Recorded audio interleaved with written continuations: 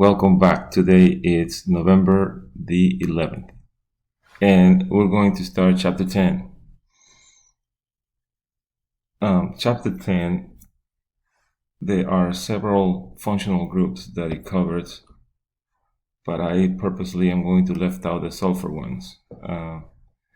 And we're going to just cover alcohol, ethers, and epoxides.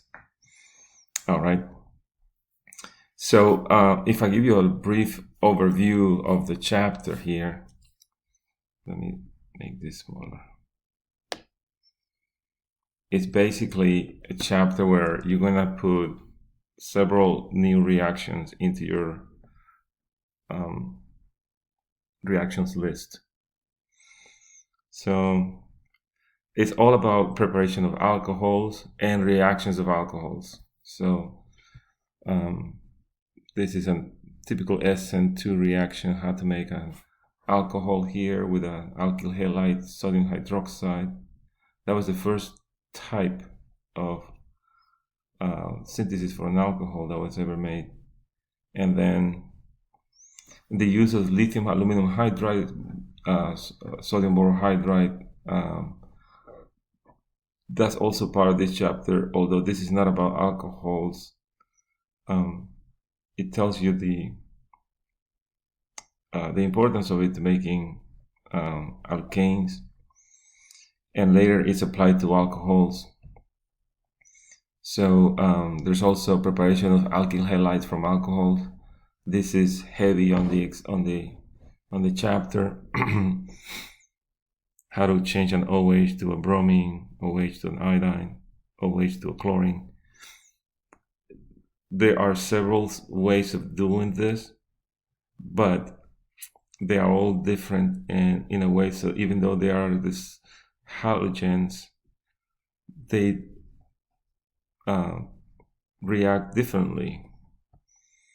And so some of these reagents that are needed are specific for them, for the chlorines or for the bromines or for the iodines.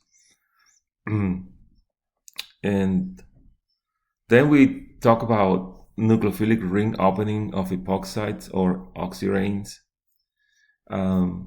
This part is also very, very heavy and covered in the chapter, in the book. So we should learn some of that. Some of the terminology that I used from other sources, call this reaction SN2 borderline. I introduced that earlier in another chapter. I think it was chapter 6. Yes. And then this tells us how to open those epoxides the right way. Under basic conditions, the nucleophile attacks the least substituted carbon. Under basic conditions, the nucleophile attacks the most substituted carbon, because then you have this plus and partially plus bond that is also here, but it's more of an effect here on the acidic conditions. And basically you do, part of it is like an SN1 and another one is like an SN2. That's why they call this reaction SN2 borderline, because it gives you the product of the SN1, but it still behaves like an SN2. That's why it's called SN2 borderline. And then I show you some examples on my notes of opening the epoxides. Then we do oxidation reactions of different alcohols, and this is like this slide here. It's pretty much like an organic chemistry Bible for alcohols. This is it. This is pretty much what you need. And there are other oxidants out there, but these are the most commonly used. And so you need to know when to choose an oxidant to make a primary alcohol turn into an aldehyde, meaning you want to stop it at the first oxidation. Notice that for aldehyde you have 2 oxidations. For ketones you only have 1, because you have a carbon neighboring attached to the carbonyl, whether for the aldehyde you have a carbon hydrogen neighboring attached to the carbonyl, and so you have an opportunity to insert an oxygen between the carbon and the hydrogen. That's why it's called a second oxidation. But you can go from primary alcohol all the way to carboxylic acid. Notice that the two oxidations are taking place, and that is explained here. So for an alcohol, you can go from primary alcohol to an aldehyde to carboxylic acid. Those are two oxidations. Then for secondary alcohol, you can go to a ketone, and then a tertiary alcohol presents no reaction. And the reason for that is to oxidize an alcohol, you will always need a hydrogen attached to the oxygen and a hydrogen attached to the carbon holding the oxygen available. If you don't have those two things available, the oxidation will not take place. That's why for the primary alcohols, you can do that to an aldehyde, and then the aldehyde can undergo insertion of an oxygen there.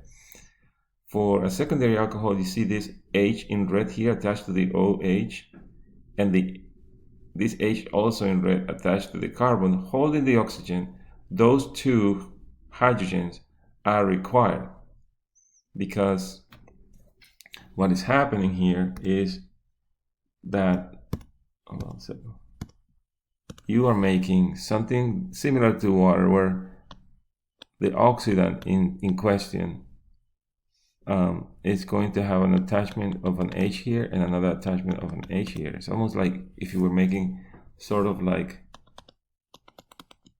H2O kind of.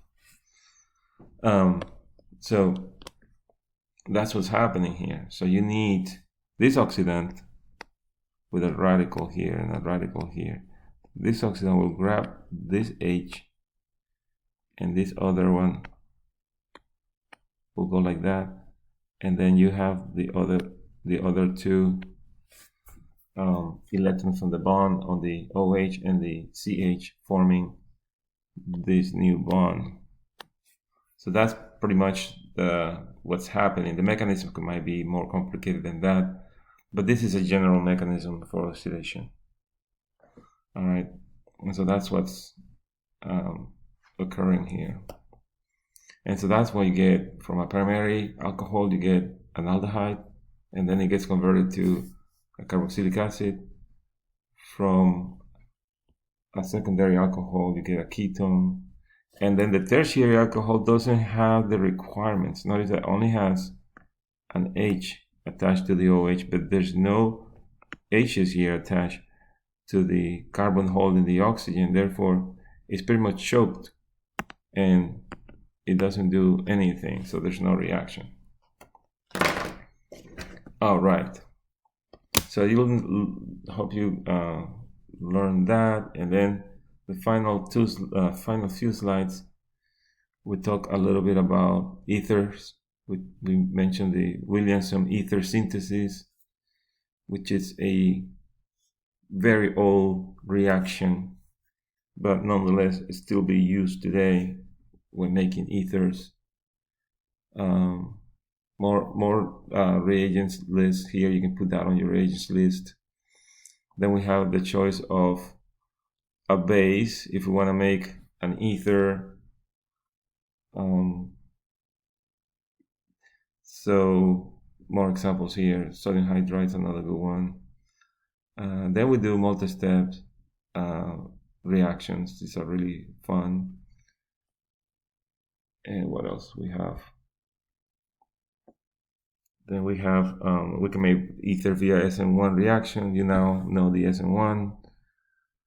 We do intramolecular cyclization of ethers, and then some competing reactions. All right, so I hope you had a chance to watch these videos, the videos for this chapter. I think there's not a whole lot of them. So there's like 2. But anyways, this is where we want to fill out now. And we're going to start. All right. Let me flip my computer here. Okay.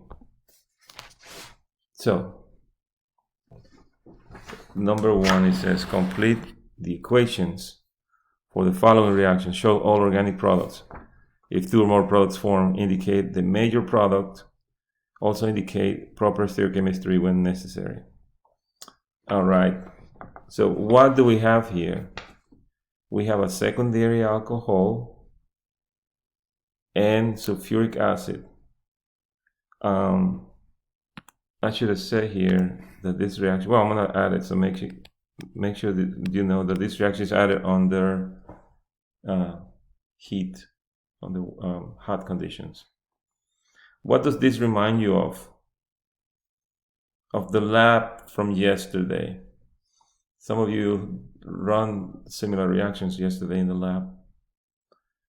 Group 2 still hasn't seen it, unfortunately, but you'll see it next week.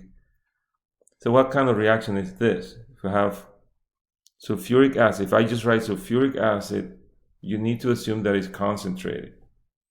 All right? It's not diluted. If not, I would have said dilute sulfuric acid. But if it's concentrated sulfuric acid, what are we dealing here with? Anybody?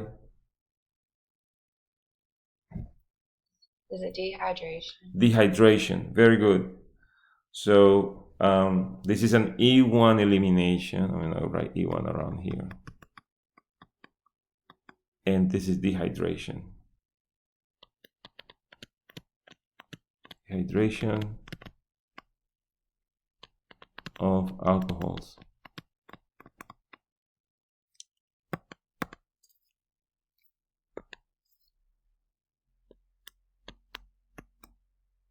E1. All right. So what do we get? So what are our choices here? Check this out. If I dehydrate this is where you have to be smart, which you are. Just don't want you to be tripped here. So you're going to protonate there. You're going to make a water molecule here. And that water molecule is going to leave, right? You're going to be making this secondary carbocation. Can that rearrange?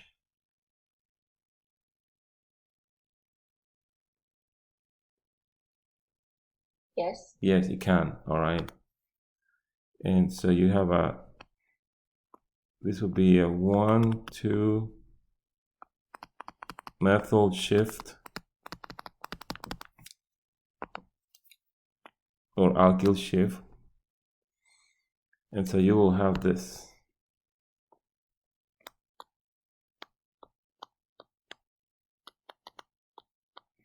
All right. From here, how many products can you make? Find your Zaitsev, find your Hoffman. So on an E1, you're going to learn that we always will be making, most of the time, we'll be making two products. I'm going to throw them here. Oof, I should have thrown this somewhere there. Give me some space here.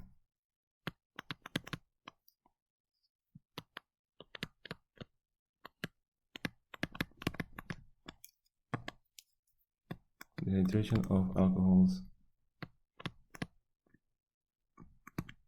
All right. What are the two products that I can make? Guide me, please, with your own words. I'm gonna put these two skeletons here. All right. Where will the Zaitsev go? Let's do the Zaitsev first, because it's the major one. Would the double bond be between the two methyls? Yes, very good. This is your major. It's also your Zaitsev. And the other one, what will the other one be? The Hoffman. Where would the double bond go? Based on this. and this carbocation. Now this is a Bottom, the bottom methyl. Yeah, the bottom methyl. I have it here on the top methyl, which is the same Does thing. it matter since it's? Oh, it doesn't matter. Yeah, it doesn't matter. I just like because it's shown here. It's easier for me to see that I'm taking this H, and that's gonna make that, right? So yeah, that's why I chose that. The other option was here, and that's option for. So if the OH came, the water, grab that, makes Z, this one makes Z, and the top one makes the Hoffman.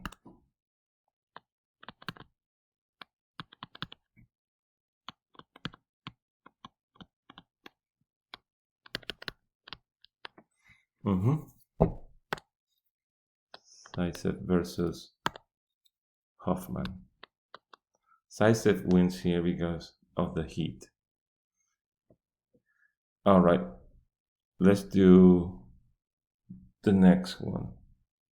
All right, what is the name of this compound? Anybody?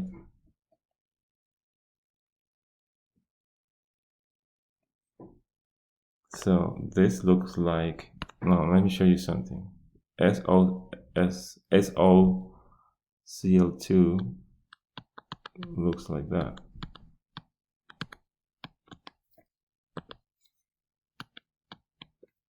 So remember that this is a carbonyl, and then chloride. All right, if I only see this portion of the molecule now to compare to this, how do you name that? Well, S is a thiol, so this becomes a thionyl chloride, and because it has two chlorines on the same sides, on both sides, doesn't matter, it's still chloride. So that's how you name that. That is thionyl chloride, powerful reagent that turns alcohols into alkyl halides. All right, notice that this OH is up. The mechanism for that reaction, see if I do it.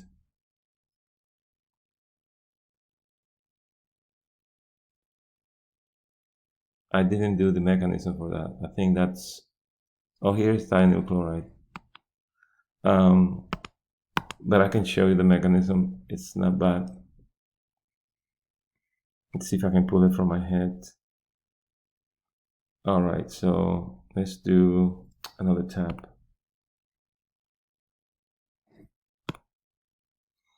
All right, so if I have, I have an up OH, and I have that, and then I add thionyl chloride. So I have thionyl chloride. So hopefully I can do this right. This goes up like that. So it tags. Now you have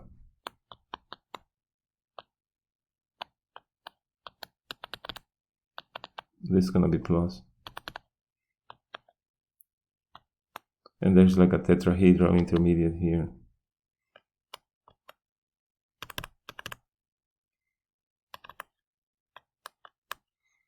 And then you have two chlorines here. This swings down and kicks off one of the chlorines.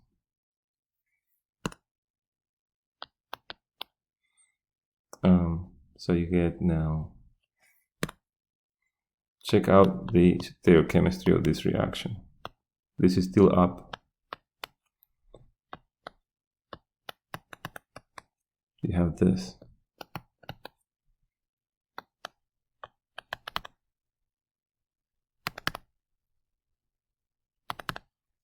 notice that this reaction requires pyridine. So you have a chloride here that was kicked off.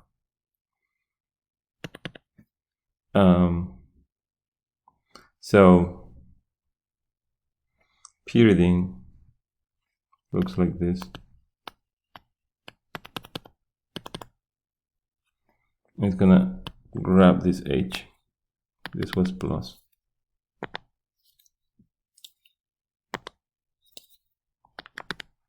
Grabs it, and these two electrons are going to be transferred to the oxygen. And now you have that.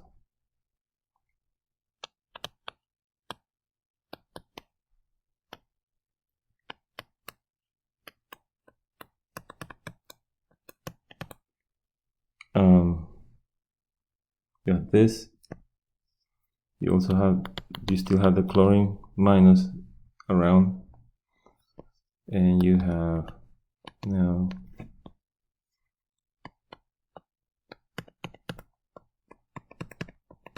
that, right?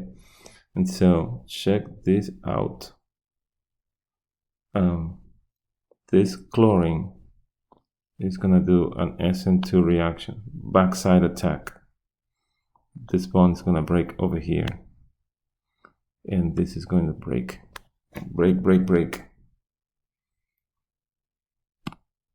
And you end up with inversion of configuration. So SN2. All right.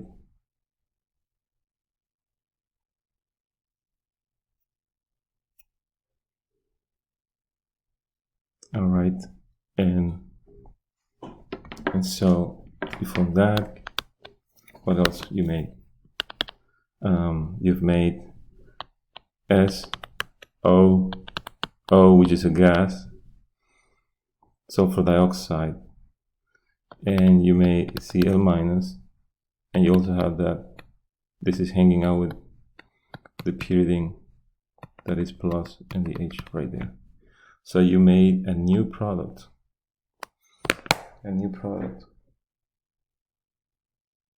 All right.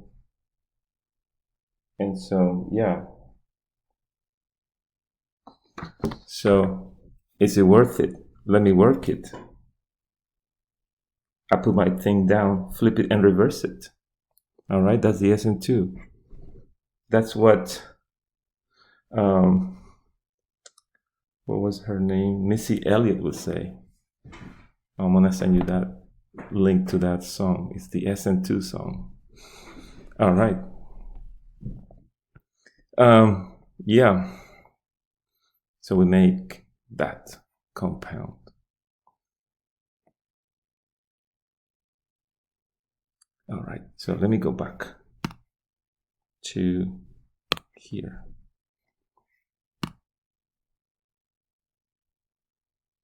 All right, so we have now 100% inversion of configuration.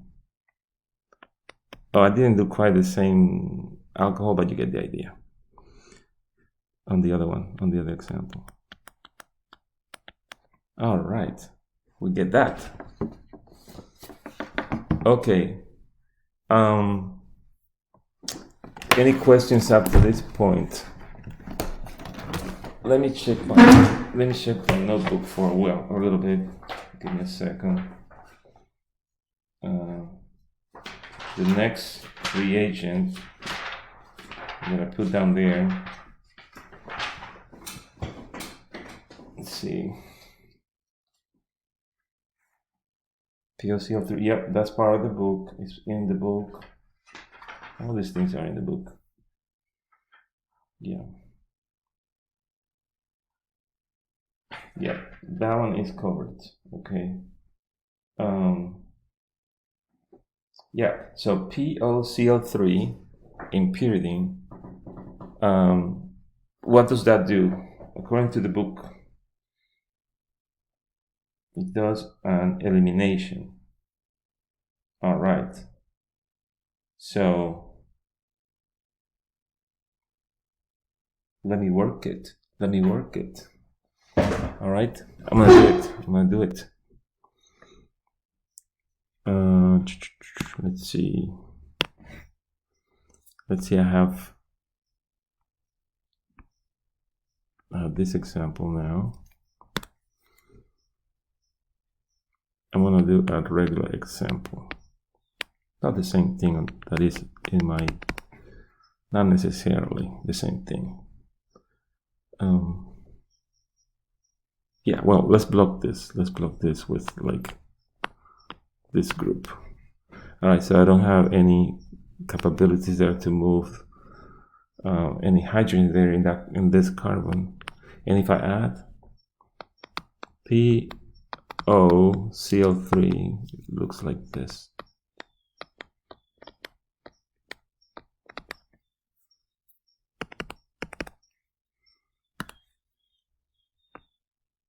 So I go like this, and then flip it up.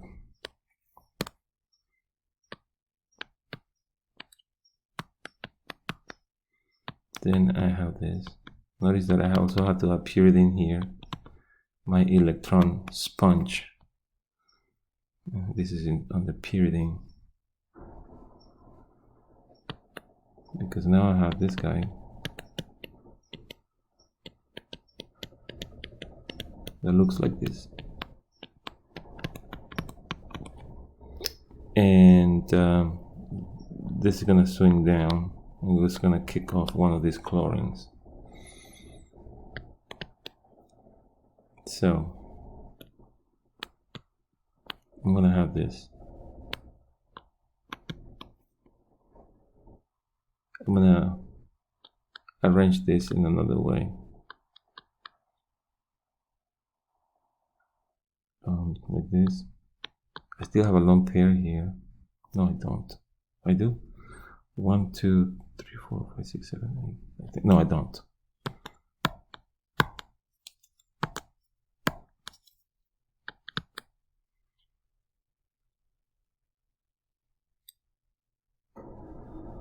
All right. Oh, this is that one, the one that I'm missing out. And then I have 1, 2 chlorines here, and I have this H, which is plus, and I have one chlorine that was hanging out from the kick off. Pyridine comes to the rescue and grabs this H, puts those 2 electrons in the oxygen, makes it neutral. The molecule rejoices because now it's free from protons. But it still has this huge group attached to it. And look what it does. This, let's see, this oxygen right here is too close to this H. Or this one, and say, you know, too bad, you're too close for me. Now I'm gonna grab you. Gets it. This bond breaks, makes a double bond there, and these 2 electrons right here, I'm gonna move that way. And what do you get? Actually, you have already gotten from here the pyridine plus here from this graph. And now what you're making here is you made a new product, a new alkene. This is an elimination where you make a double bond there. You only get 1 hydrogen there, this one, which I'm not gonna draw. And you also made this, and phosphorus with 2 chlorines and an OH. How cool is that? All right, so this reaction is in the book, not on my slides, but I'm adding them here to the worksheet so that you know that when you see this trichlorophosphorus oxide, then you know that you're dealing with an elimination also. It's gonna make that. All right. So this reaction here, POCl3 in pyridine, will produce this product. Make sense? So now you know the mechanism how it does it too. And you know, I learned these mechanisms a long time ago, and I only teach them once a year. Like in the fall, I teach this mechanism. Next year, if I'm teaching, I will be teaching this mechanism again. I don't need to memorize it because I already practice it and I have it in my long-term memory. And that's how you have to do it. And that's how you do it. All right. Do we have to know if it's an E1 or an E2? Oh, this will be, this is an E2 reaction because it's intramolecularly. Like on the, to be E1, remember you had to have the carbocation form. There is no carbocation form here. So if I had to classify this reaction, because there's no carbocation form here, notice that everything is tight to it. We never made a C+, and this part here tells me that this was a rearrangement, and it was between two molecules that got together. So it must be an E2. So if I had to classify that elimination, this will fall into the realms of an E2. Does that make sense? Yes, thank you. Yeah, you're welcome. Yeah. Okay. Yeah. Let's open the epoxides now. Oh, what time we have? Oh, I'm going very slow, but slow is good. So check this out for the. If I'm gonna open an epoxide under acidic conditions, these are acidic conditions. Hey, I have a delay here. Acidic conditions. I'm going to protonate this thing. This oxygen is gonna grab this H. The Br is gonna be kicked off. And so basically I'm gonna make this elongation.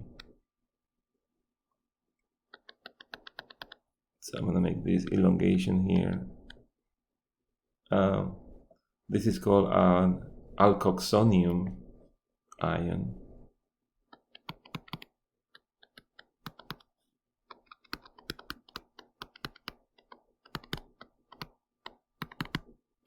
Very good name for a dog, alkoxonium. Come here, alkoxonium.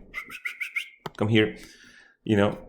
And so that would be a cool name I would give to a dog, not to a son. All right, don't do that.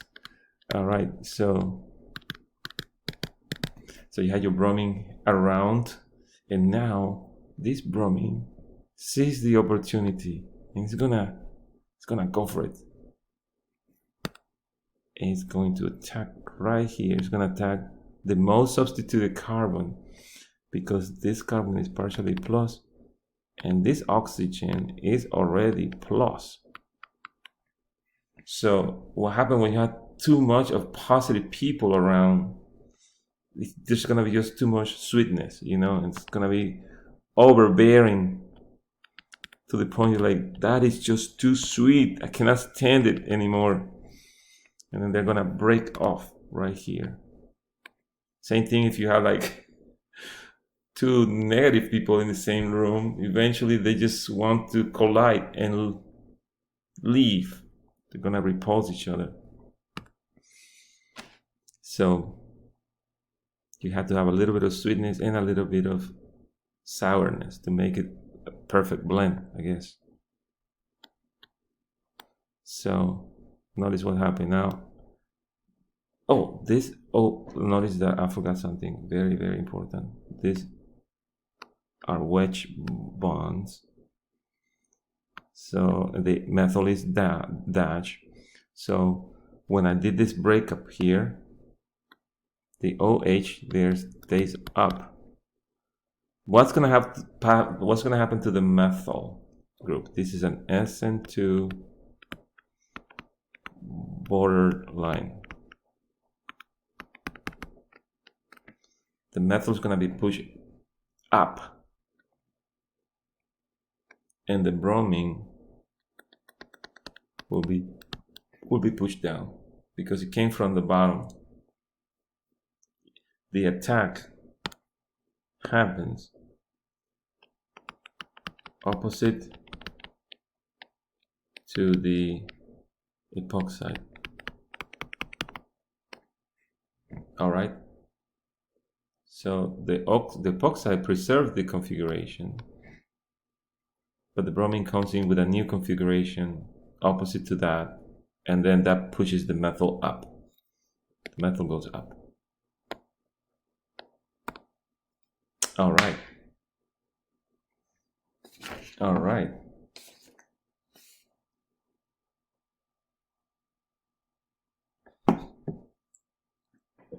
All right, so let's see what else we have here.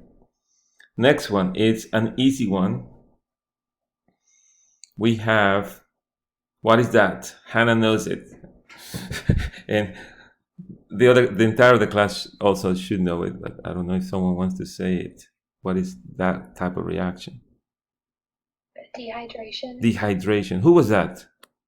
Ashley Cannon. Ashley Cannon. Oh, I'm actually looking at your little picture there. That's cool. Yeah, I kind of recognize your voice actually. I was gonna say Ashley. All right, very good. This is dehydration, just like A, and we can have a major and a minor. So let's find them. So, all right, grabs the H, the OH grabs the H, forms water, leaves as an ungrateful crow. After years of being fed in that house, that little kid of 18 years old leaves the house. That little ungrateful kid was me at 20. I never returned home after I left. And so this is a secondary carbocation. It turns into a tertiary carbocation with a 1,2 hydride shift. You see that? This guy just jump over there, makes a more stable tertiary carbocation. Everybody likes stability. All right, so tertiary carbocation. And now you can have two products. Now, if you would take this H, the possibilities are taking that H or this H, and this H, well, this H is the same as that, so I'm gonna delete that. Don't need that because this molecule is symmetrical. Then grabbing the major one is the one from the bottom, the hydrogen from the bottom. That gives me this guy right here. This will be my major, and Zizef. And I always look for my boy Hoffman right here. That's the Hoffman minor and the Hoffman. All right. Any questions up to this point? You know this stuff now. This is kind of like summary. Now the dehydration of alcohols have to come back because we're doing alcohols. When we did epoxidation before, now it's back. And the only thing we never have dealt with are the ethers. So, all right, let's do the next example. At this rate, I'm going really slow in this chapter, so chances are the quiz on Friday will be take home. So the class today answered to me. I just was gonna let it answer to me. Anyway, so let's do the next one. This is an opening of epoxide. Notice that here you have two different steps, but when you see them separate, that means that the two happen way after the one. So the first step, it's by itself. And now you have, so when we did this right here on D, we were dealing with acidic conditions. These conditions right now that we're dealing with are basic. So I'm gonna do that in blue because blue represents the pH in blue. Acidic red represents when it's acidic, so I like to do that. So basic conditions. All right. We're gonna get rid of this spectator ion, put a negative charge there on the nitrile. Now on the basic conditions, because this is a brutal SN2 type reaction, well, it's an SN2 borderline. This is an SN2 borderline, which behaves like a SN1, but it also has all the properties of the SN2, where there is inversion of configuration. Is it worth it? Let me work it. I put my thing down, flip it, and reverse it, right? So that's the SN2. So we're gonna do that. I'm going to flip this configuration a little bit, and we're gonna attack here. When I attack there, it's gonna pop open this bond, and so you're gonna end up with this.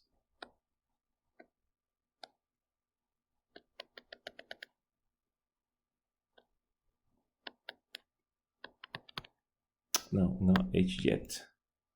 So I'll have, notice that this CN has to come from underneath. The attack is backside attack, so it needs to be the opposite configuration of the epoxide. I'll put a minus there. Then the dilute H3O plus conditions, we'll put an H here, and we made a different alcohol. How super duper cool is that? You can find that in detail starting from here. So on this slide, the lipophilic ring opening of epoxides. I'll show you acidic conditions. I'll give you some examples. Also basic. Oh, these are acidic. Oh, where are the basic? Oh, here are the basic conditions, acidic conditions, a little summary of both, and some examples. All right. So notice that they're all SN2 water lines, and they're either acidic or basic. So you name it. I want you to get good at this, because this will be on the milestone for sure. All right, 850. All right. So I will see you guys on Friday. We'll have regular class. Look out for that take-home quiz that you can do throughout Friday. I'll probably have like a deadline of 5 o'clock, just so I can see and transfer the grades at the end of the day, and we'll go from there. But we get to, the quiz is like, we just do it on our own time? Yeah, I think so. I honestly don't know how to do it on Canvas. I'm gonna have to find out, because last time I wanted to accommodate for something similar. It actually gave an entire hour instead of 25 minutes for a quiz. I had to like stop the quiz in the middle of it, because there were students that coming late to take the quiz to my classroom that day. So I wanted to accommodate for that. And instead, it didn't do what I wanted. So it was weird. So I have to figure it out. Let me stop the recording.